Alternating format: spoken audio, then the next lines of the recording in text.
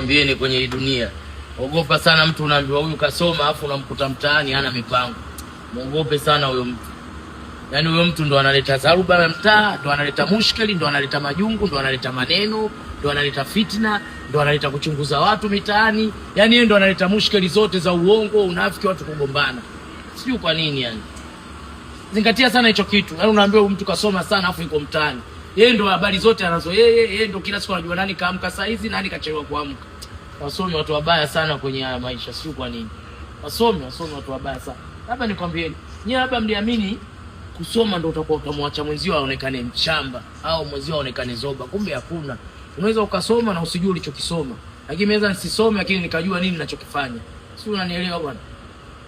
Zingatia sana maneno ninayokuambieni kila siku. Wasomi ndo wanazidisha uongo mitaani, ndo wanazidisha ugomvi, mushkeli zote kwa sababu ya wasomi. Wewe ukiona tuseme umeenda bai na maneno unajua kuna wasomi wawili hapa ambao hawana maisha yote, kazi yao kuamka saa hizi ndo wa kwanza kufika na kuuliza chaji nzima, seketi nzima ya chaji. Ogopa sana wa watu.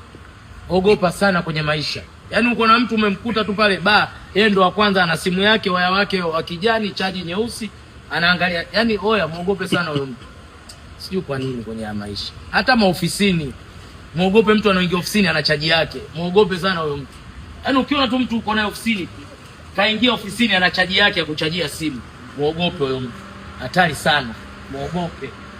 Kwa maana hata ukimwona tu mtu kakaa kashachomeka chaji yake kwenye socket anaendelea, huyo mtu hatari. Yaani umemkuta na kibia chake kimoja, waya wa chaji ushaingia chini ya socket, simu yake iko hivi. Muogope huyo mtu. Muogope sana kwenye maisha. Muogope sana. Lakini kwambeni kitu, si tupo. Si tutazidi kujifundisheni. Si tupo sana baba. Si sababu si wa kweli ujue, afu tunajikubali. Si unanielewa?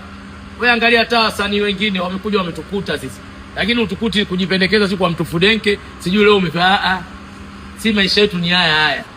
Wewe tuseme huko ukiwa na wenzio, ukimaliza wewe mwenyewe baadaye utanicomment. Babu nakukubali baada ya kumaliza kunisema. Yaani huna jinsi. Sababu tunapofanya mimi vya uhalisia. Si unanielewa? Mimi followers zangu Mwamposa, like zangu Chama cha Mapinduzi, sasa wapi na wapi? Utaniweza mimi? Acha babu mimi. Mpewa hapo konyeki. Mungu akisema huyu awepo awepo. Akisema huyu asiwepo asiwepo kweli. Kwa hiyo atoke. Yaani unapozidi kufanya makafara yako kunivunjia nazi mimi nisionekane kwenye taasisi au kwenye tasnia yangu, ndio nazidi kwenda juu. Yaani bora hata usipoteze huo muda kwenda kuvunja nazi na kunitaja mara 3. Unajua mimi naitwa Doto kweli? Hivyo kwa akili yako unajua mimi naitwa Doto? Hivi kwa akili yako kweli unajua mimi naitwa Doto Abdalla Keto? Wenzi washaenda sana kulichungulia jina ola. Wanaambia huyu mtu hajazaliwa. Wasomi, hivi kwa akili yako unajua mimi naitwa Doto Abdalla